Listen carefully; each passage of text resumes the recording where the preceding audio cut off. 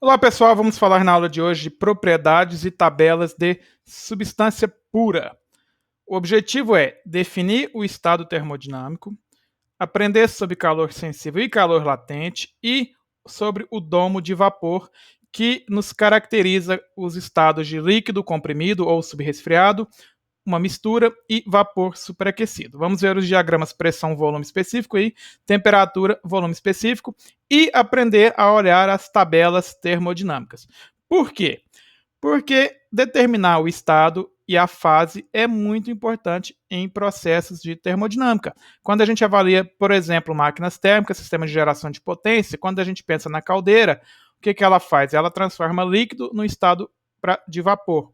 A turbina, ela faz uma expansão, pegando o vapor superaquecido, e gerando trabalho. Sistema de refrigeração, a gente tem o condensador, que é um processo de mudança de fase, o evaporador, que também é uma mudança de fase, e a válvula de expansão, que faz uma redução da pressão e uma queda da temperatura. Então, nós precisamos saber olhar as tabelas termodinâmicas e calcular, determinar as propriedades termodinâmicas. E mais importante do que isso, saber como esse processo está acontecendo. Porque hoje a gente tem softwares, a gente tem aplicativos, a gente tem tabelas online que você simplesmente coloca os valores e ele já te dá o valor da energia interna, da entalpia, do volume específico. Mas a gente precisa ter o sentimento físico do que está acontecendo para poder entender o processo que será, ou os processos que serão estudados ao longo do curso. Tá certo? Então, nós temos que pensar que a gente precisa caracterizar o estado. E aí a gente lembra do postulado de estado, que para uma substância pura, nós precisamos de duas propriedades independentes para caracterizar o estado. Qualquer duas propriedades independentes. Por que independentes? Porque pressão e temperatura em processos de mudança de fase, por exemplo, não são independentes. A temperatura que o processo de mudança de fase vai acontecer depende da pressão que eu estou avaliando. O que é o estado? O estado é a condição ou configuração que o sistema se encontra, distinguível dos demais estados termodinâmicos pelas propriedades do sistema. E o que é uma propriedade do sistema? É algo mensurável, quantificável, é algo que a gente consegue medir e dar uma unidade para isso.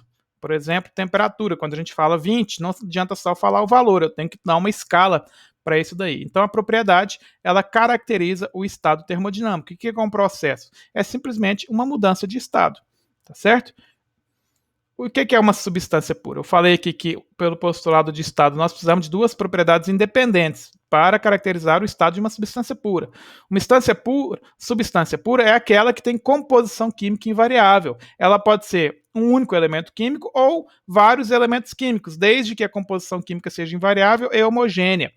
E independente da fase, ela pode inclusive estar em mais fases. Por exemplo, se a gente pega a água no estado líquido e vapor, a composição química dela é a mesma. Se eu pegar uma amostra de vapor e uma amostra de água, essa composição química não vai mudar. Mesma coisa para o ar no estado gasoso. O ar é uma mistura de vários componentes. Mas no estado gasoso, nós podemos pegar várias amostras do ar e, se fizermos uma análise, a composição química dessas amostras vai ser semelhante, vai ser a mesma. Não é o que ocorre no ar se a gente transformar ele, reduzir a temperatura e passar ele para o estado líquido. Por quê?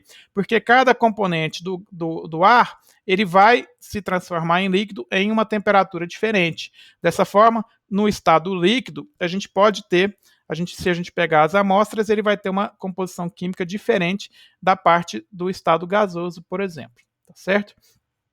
Aqui nós estamos interessados em avaliar processos de mudança de fase e determinar as propriedades nos estados. Nós temos sólido, líquido e gasoso.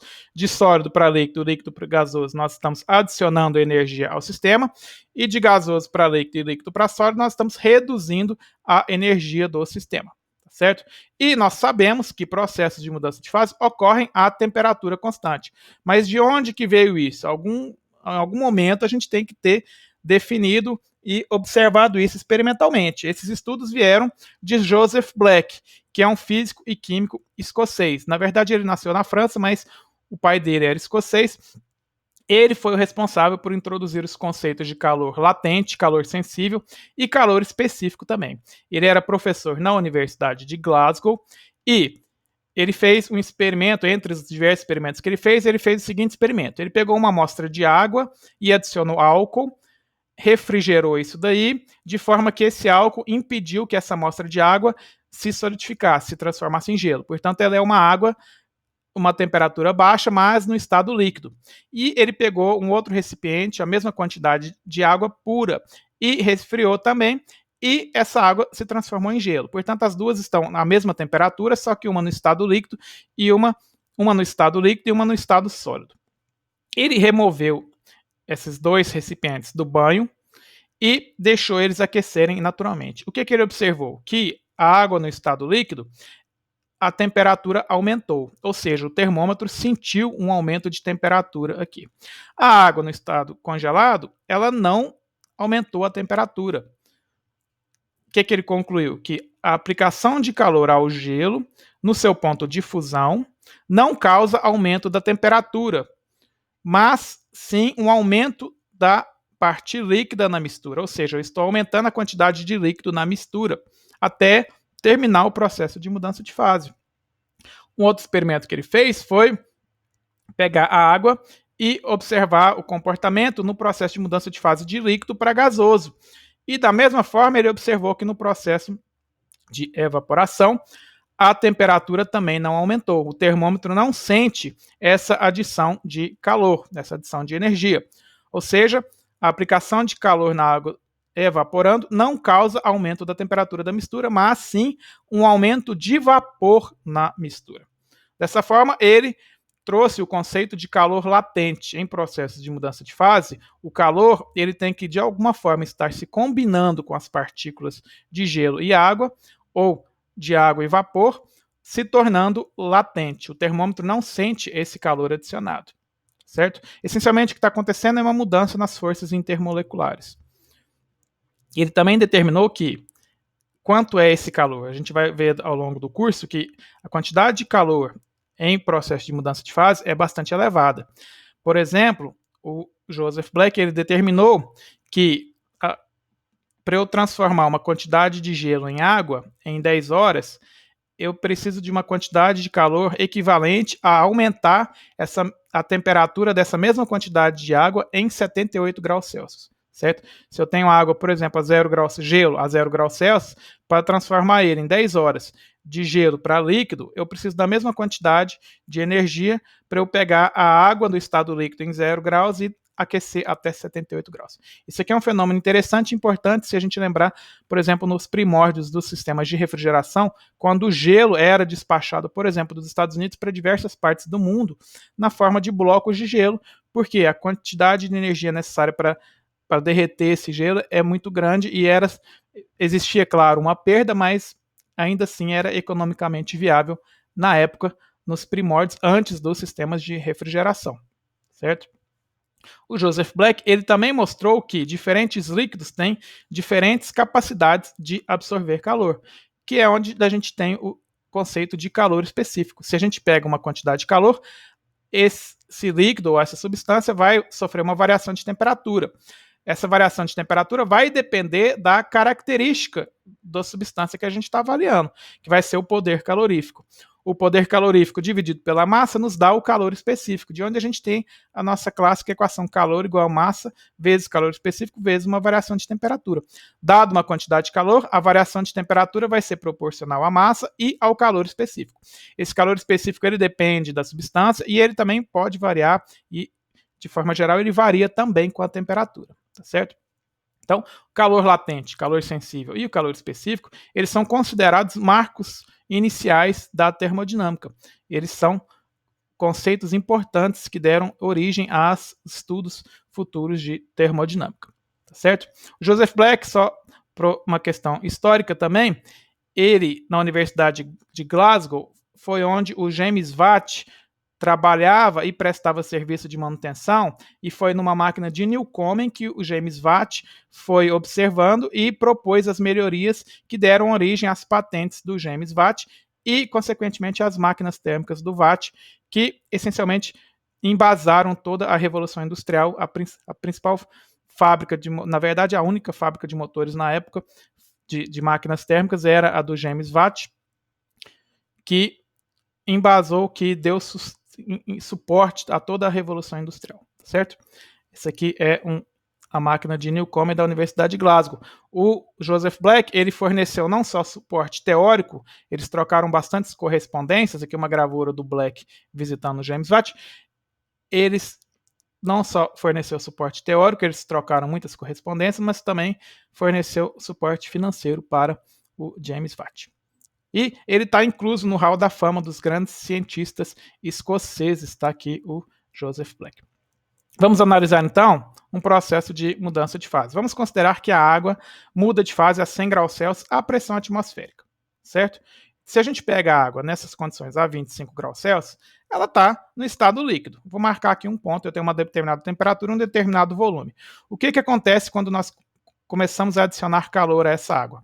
Obviamente, a temperatura vai aumentar e o volume vai aumentar também. Pouco, aqui eu exagerei, mas o volume também vai sofrer um pequeno aumento e a temperatura também. Até chegar numa determinada situação que todo o meu líquido vai chegar numa temperatura que vai começar a mudar de fase. Essa temperatura é a temperatura de saturação, a temperatura que vai ocorrer a mudança de fase para a pressão que nós estamos considerando. Esse ponto, que eu só tenho líquido, mas eu já estou na temperatura de saturação, nós chamamos de líquido saturado. Apenas líquido, a temperatura é a temperatura de saturação. Portanto, se eu avalio a minha massa da mistura, da água, eu tenho a massa de líquido é igual à massa da mistura. Qual que é a massa de vapor nesse ponto? A massa de vapor é zero. Se eu divido a massa de vapor pela massa total, é zero, tá certo? Ponto de líquido saturado. A partir desse ponto, quando eu continuo adicionando calor, a gente observa que a temperatura não vai mudar, mas a quantidade de vapor vai aumentar na mistura, certo? Então a gente vai começar a ter líquido mais vapor, até chegar num ponto que todo o líquido foi transformado em vapor, mas eu ainda estou na temperatura de saturação. Esse ponto é chamado de vapor saturado. Nós temos apenas vapor na temperatura de saturação. Qual que é a massa de líquido nesse ponto? É zero. Qual que é a massa de vapor? É a minha massa total. Se eu divido nesse ponto a massa de vapor pela massa total, eu tenho o valor de 1. E aqui a gente vai definir uma propriedade importante, que é o título. Aqui só para concluir, se a partir desse ponto a gente continua adicionando calor, a gente vai ter apenas vapor. E a temperatura vai voltar a subir e o volume também vai aumentar. Certo? Vamos definir aqui então o título, que é o quê? O título é definido como a massa de vapor pela massa total da mistura. E é importante salientar que o título só tem significado físico na região de mistura, entre o ponto de líquido saturado, em que o título é igual a zero. Por quê? Porque eu não tenho massa de vapor nesse ponto, e o ponto de vapor saturado, em que o título é igual a 1 ou 100%. Toda a minha massa é massa de vapor. Por que eu falei que ele só tem significado físico na região de mistura? Porque se a gente fosse, por exemplo, calcular o título aqui na região de líquido, daria zero também, não daria? Qual que é a massa de vapor aqui? Não tem. Se a gente for pegar só a fórmula pura e simples, o título aqui também daria zero. Portanto, o título ele tem significado físico na região entre líquido saturado e vapor saturado. Se eu estiver nessa região de apenas líquido ou na região de apenas vapor, você não vai definir o título. Se ele pedir você para calcular o título, você falar, essa aqui é uma região de apenas líquido ou apenas vapor. A gente vai caracterizar essas duas regiões daqui a pouquinho. Não tem título definido para essas duas regiões, apenas na região de mudança de fase. Tá certo? Tá aqui o que eu falei, só para deixar registrado. E aí, como que a gente calcula se a gente estiver num processo de mudança de fase? Eu estou falando aqui de volumes, aí eu marquei aqui como volume específico, volume de líquido saturado, a gente põe o subíndice L, e volume de vapor saturado, a gente põe o subíndice V. Isso vale para qualquer propriedade. Se eu estiver falando de energia interna, eu vou ter energia interna de líquido saturado e de vapor saturado, assim como entalpia e entropia. Tá certo? Aqui o ponto de título 0 e o ponto de título 1. Agora, se eu estiver num processo de mudança de fase, e eu quero saber um determinado valor do volume específico aqui nessa região, como que eu faço? Eu vou usar a seguinte fórmula. Eu sei o valor do volume de líquido e com o título e a diferença entre o volume de vapor e o volume de líquido. Tá certo? É como se eu pegasse, se a gente pudesse pensar assim, em termos de distâncias, eu tenho um zero, eu tenho um ponto de líquido saturado e um ponto de vapor saturado. Eu sei que eu estou em algum valor intermediário aqui. E o título me dá qual é a minha posição relativa nesse intervalo. Só que o meu ponto zero está lá para trás. Eu começo com o valor de líquido saturado aqui. Portanto, a gente faz essa adição de líquido saturado mais essa diferença entre vapor e líquido saturado. E isso vale para qualquer propriedade. Aqui eu fiz com volume específico, mas para energia interna, entalpia e entropia, nós também calculamos na região de mudança de fase da mesma forma, desde que a gente saiba qual é o título da nossa mistura. Certo? Nós vamos ver as tabelas. Eu falei para uma pressão, eu considerei aqui uma pressão atmosférica. Agora a gente tem esse comportamento, e como eu falei, pressão e temperatura não são independentes em processo de mudança de fase. Nós temos tabelas de propriedades termodinâmicas, aqui eu peguei para água, mas tem para várias substâncias, que vai nos dizer o quê? Na primeira coluna, nessa tabela aqui, está em função da pressão, ou seja, a primeira coluna é a pressão, e a segunda é a temperatura de saturação, ou seja, a temperatura que vai ocorrer a mudança de fase dada essa pressão, para essa pressão aqui fornecida. A gente observa que a temperatura de saturação aumenta com o aumento da pressão. Essa aqui é uma tabela em função da pressão, mas nós também podemos ter a tabela em função da temperatura. O que é que muda? O que muda é que na primeira coluna eu vou ter temperatura e a segunda coluna a pressão. Mas para que isso? Porque aqui a pressão ela está em valores redondos aqui, ó, 1, 1,5, 2, 2,5, 3, e a temperatura está em valores quebrados. Na tabela em função da temperatura, eu vou ter valores de temperaturas redondos e a pressão vai ser determinada em função do valor da temperatura. Na tabela das propriedades, aqui é a tabela de saturação, o que ela nos fornece também? Ela nos fornece qual é o volume de líquido saturado e de vapor saturado, ou seja, aqueles pontos de título 0 e título 1, em função da pressão e da temperatura de saturação, certo? Ela também vai nos fornecer energia interna, entalpia e entropia de líquido e de vapor saturado. Mas, professor, e o que é essa coluna aí do meio? ULV, HLV e SLV. Nada mais do que a diferença entre o valor de vapor menos o valor de líquido. Certo? Eu pus aqui para entalpia e energia interna, e para entropia a mesma coisa, a entropia de líquido vapor é a entropia de vapor menos a entropia de líquido. Para que ele dá esse valor? Porque é muito comum a gente precisar fazer essa conta aqui dessa diferença, e muitas tabelas, para simplificar, já dão esse valor calculado. Certo? Não necessariamente vai ter esse valor na tabela. Mas é isso daí. Vamos pensar o seguinte. Vamos pensar em processo de mudança de fase. Vamos fazer um diagrama pressão-volume. Por uma determinada pressão de 10 kPa, por exemplo, qual que é o valor do volume de líquido saturado e de vapor saturado? Então aqui, eu marquei eles aqui, o volume de líquido saturado, título igual a 0, e o volume de vapor saturado, título igual a 1, para essa pressão. A gente viu que essa temperatura aqui, 45 a 81 graus Celsius, é a temperatura de saturação para essa pressão. O que acontece quando a gente aumenta a pressão? Eu vou aumentar aqui para 50. Olha aqui, ó, 50. O meu volume de líquido saturado aumentou, um pouquinho, mas aumentou, e o volume de vapor saturado diminuiu. Eu marquei aqui esses dois pontos para essa pressão de 50. E fiz isso para outras pressões. Fiz aqui para a pressão de 100, o volume de líquido saturado aumenta, de vapor saturado diminui, até chegar no último ponto aqui, que é o ponto crítico. Essa tabela aqui eu cortei ela aqui, mas ela é a continuação, certo? Tá vendo que ela começa na pressão baixa até chegar na última pressão, que é essa pressão crítica. O que é essa pressão crítica? Se a gente observar aqui, o volume de líquido e de vapor saturado são iguais. É o mesmo ponto aqui, que é o ponto crítico. No processo de mudança de fase, a gente tem de líquido e ele vai transformar direto para vapor, sem ter uma mistura a partir desse ponto crítico aqui, tá certo? E aí eu marquei alguns pontos discretos de líquido saturado e de vapor saturado para cada pressão determinada. O que nós vamos fazer aqui? Se eu pego todos esses pontos de líquido saturado, se eu tivesse feito para todas as pressões intermediárias aqui, nós podemos ligar todos esses pontos e nós vamos ter o quê? Qualquer ponto ao longo dessa curva é um ponto de líquido saturado, até o ponto crítico. Para a esquerda do ponto crítico aqui, todo ponto ao longo dessa curva é um ponto de líquido saturado. E, da mesma forma, eu liguei aqui o outro lado, os pontinhos que eu marquei como vermelho. Qualquer ponto ao longo dessa curva à direita do ponto crítico é um ponto de vapor saturado. Tá certo? Então nós temos o líquido saturado e vapor saturado. E observamos que nós temos três regiões aqui. Uma região à esquerda, isso aqui a gente chama de domo de vapor.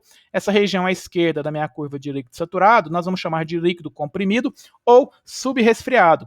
A região interna, que é uma região de mistura, e a região à direita da linha de vapor saturado e à direita do ponto crítico é um ponto de vapor superaquecido. São as três regiões que nós vamos definir, caracterizar do nosso domo de vapor aqui no diagrama, na região de líquido e vapor, certo? Eu não fiz aqui a parte de sólido. Professor, então vamos pegar aqui, ó, e que eu fiz aqui, mas se a gente pegasse esses dados e realmente plotasse eles no gráfico, a gente teria por pressão, volume, isso daqui, ó. O que está acontecendo aqui? Se a gente observar para pressões muito baixas aqui, olha o valor do volume de vapor saturado.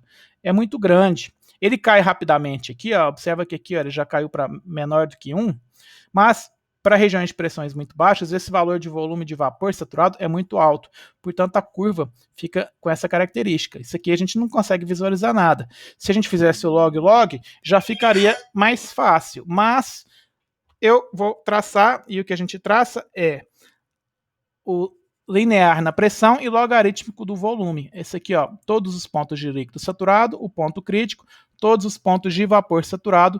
Aqui à esquerda, região de líquido comprimido ou subresfriado, mistura e vapor superaquecido. Esse aqui é o que a gente vai utilizar para representar, porque a variação no volume é muito grande e fica melhor a gente representar na escala logarítmica, tá certo?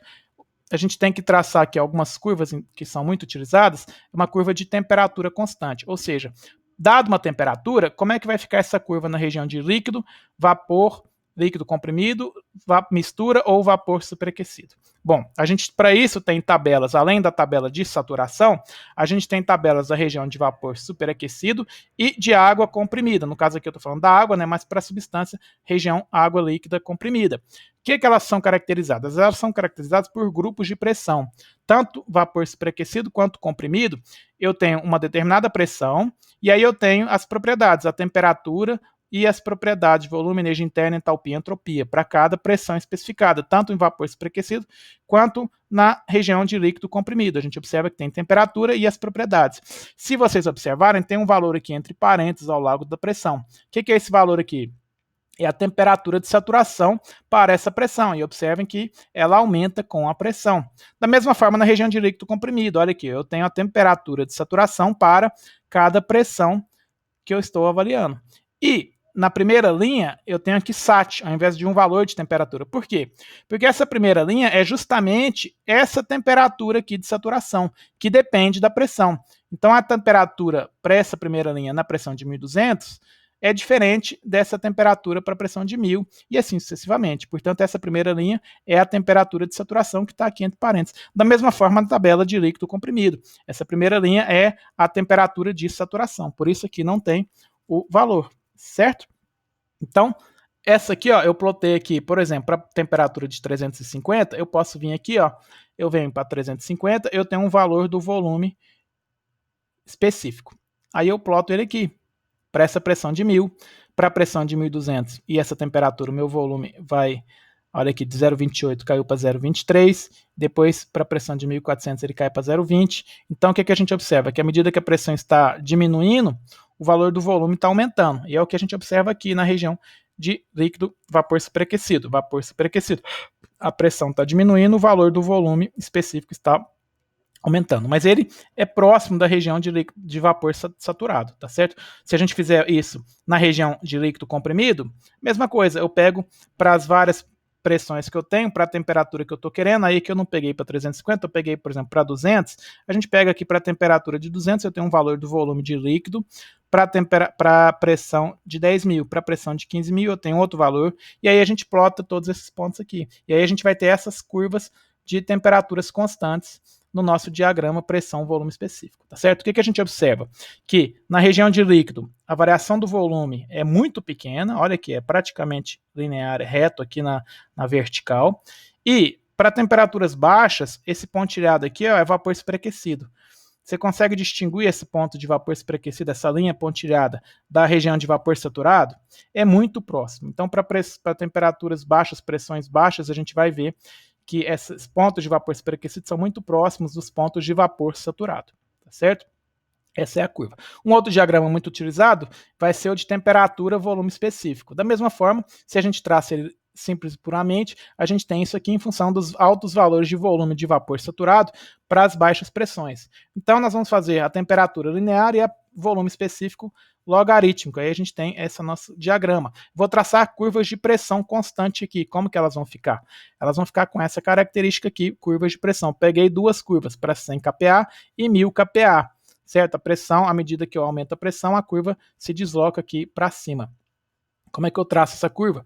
Se eu pegar aqui no vapor superaquecido, essa aqui é a tabela de vapor superaquecido para 100 kPa, para essa curva aqui, ó, eu tenho para as várias temperaturas os valores de volumes, tá vendo? Então a temperatura está aumentando, o valor do volume está aumentando também aqui, certo? Então a gente pode traçar para essa pressão os vários valores do volume e para a pressão de 10.000 a mesma coisa. Na região de líquido comprimido, aí eu peguei só de 10.000 aqui, para cada uma dessas temperaturas, para essa pressão de 10.000, eu tenho um valor de volume de líquido, volume específico. E aí eu tracei ele pontilhado aqui. O que a gente observa?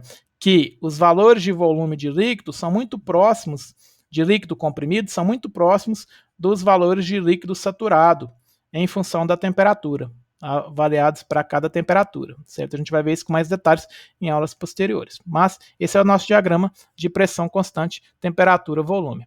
Vamos definir como é que a gente determina o estado no final das contas. Vamos considerar que a água, a pressão de 100 kPa e temperatura de 25 graus Celsius. Eu posso olhar pela pressão ou pela temperatura. Como assim? Bom, vou pegar a primeira tabela em função da pressão. Então eu tenho o valor da pressão, dado uma pressão, qual que é a minha pressão? 100 kPa, tá aqui, ó, 100 kPa. Qual que é a temperatura de saturação? 99,62. Ou seja, para a pressão de 100 kPa, eu sei que a temperatura de saturação é igual a 99,62 graus Celsius. Quanto que é a minha temperatura? Minha temperatura é 25 graus Celsius, que é menor do que a temperatura de saturação para a pressão que eu estou considerando. Portanto, qual que é esse estado? Bom, se a minha temperatura é menor do que a temperatura de saturação, vai ser líquido subresfriado. Líquido subresfriado. E a gente vai ver que líquido subresfriado ou líquido comprimido é o mesmo estado, é só uma forma de nomenclatura. Na verdade, as tabelas elas só trazem líquido comprimido, líquido subresfriado, mas é a mesma coisa, só que aqui a gente está avaliando em função da temperatura. Professor, não entendi, não visualizei. Faça o domo do vapor. Pegue o domo do vapor. Como é que você vai fazer? Eu tenho aqui o domo, esbocei ele aqui genericamente, temperatura, volume. Eu sei o quê? Que para essa pressão de 100 kPa, cadê essa curva aqui? Eu vou fazer uma curva cuja pressão, essa curva aqui é uma pressão de 100 kPa, e aí eu vou desenhar ela aqui exageradamente inclinada na região de líquido comprimido. Tá aqui, ó, vou desenhar ela afastada. A gente viu que ela é muito próxima. Só por questões didáticas eu vou desenhar ela afastada. Essa é a pressão de 100 kPa, certo? O que eu sei? Olhando na tabela, que para essa pressão de 100 kPa, essa temperatura aqui, que vai ocorrer a mudança de fase, é 99,62. Mas a minha temperatura não é 99,62. É quanto? É 25. 25 está onde? Está aqui para baixo, não está? Minha temperatura é menor nessa pressão de 100. Onde que eu estou? Na temperatura de 25 e na pressão de 100 kPa. Nesse ponto aqui, que é na região 1, à esquerda do domo da região de líquido saturado e à esquerda do ponto crítico, certo? Portanto, é um ponto de líquido subresfriado ou líquido comprimido, tá certo? Eu posso avaliar isso também em função da pressão, eu fiz aqui em função da pressão, posso avaliar em função da temperatura. Eu plotei aqui, cadê ele aqui, ó? Tá aqui, ó. Eu plotei esse ponto no diagrama lá, na curva, lá pegando os dados e plotando. E eu observo o quê? Que esse ponto 1, eu marquei ele aqui, mas ele é muito próximo da região de líquido saturado. Na verdade, é praticamente impossível distinguir aqui visualmente esse ponto de líquido comprimido para o ponto de líquido saturado, que eu defini ele como líquido comprimido ou líquido subresfriado. Como é que a gente avaliaria se a gente olhasse a tabela em função da temperatura? Bom, eu pego a tabela da água saturada em função da temperatura, portanto, a primeira coluna eu tenho temperatura. O que eu vou olhar? Qual que é a minha temperatura? 25. Bom, para 25, qual que é a minha pressão de saturação? 3,169. A minha pressão é quanto? A minha pressão é 100 kPa, certo? 100 kPa é maior ou menor? É maior do que a pressão de saturação para a temperatura que eu estou considerando. Bom, se a pressão é maior do que a pressão de saturação, eu estou comprimindo o meu fluido, portanto, é líquido comprimido, tá certo? Líquido comprimido, eu escrevi ele aqui, ó, líquido comprimido. Professor, eu também não visualizei, você também pode fazer o domo. Como é que você faria o domo aqui? Temperatura, volume, eu sei que para essa temperatura de 25 graus Celsius, qual é a curva cujo processo de mudança de fase ocorre nessa temperatura de 25 graus Celsius. Essa curva com a pressão de 3,169 kPa. Mas a minha pressão não é 3,169, ela é quanto? 100. E a gente viu que a curva de 100 kPa, a pressão aumenta, a curva vem aqui para cima. Então essa é a curva que eu estou aqui, ó, 100 kPa. 100 kPa na temperatura de 25. Onde que eu estou em 100 e na temperatura de 25? Esse ponto aqui, ó, à esquerda do domo, ponto de líquido comprimido, ou líquido subresfriado. É o mesmo estado, certo? Determinei ele em função da pressão ou em função da temperatura, tá certo? E aí aqui, como eu falei, eu plotei ele aqui, ó, só para questões ilustrativas. Vamos pegar um outro ponto. Pressão de 100 kPa e temperatura de 300 graus Celsius. O que eu vou olhar? Bom, se eu pegar a tabela de água saturada em função da temperatura, primeiro, vocês sempre olhem a tabela de saturação do fluido que vocês estão avaliando para determinar o estado. Eu vou pegar, então, para a temperatura de 300, cadê a temperatura de 300? Está aqui, ó, temperatura de 300. Qual é a minha pressão de saturação? 8.581. Essa é a minha pressão de saturação. A minha pressão é quanto? A minha pressão é 100, que é menor do que a pressão de saturação para a temperatura avaliada. Portanto, se a minha pressão é menor, eu estou na região de vapor superaquecido. Professor, não visualizei. Faça o domo. Nessa parte da matéria é muito importante que vocês visualizem e quando vocês fazem o domo fica mais fácil de visualizar. O que eu sei aqui no domo?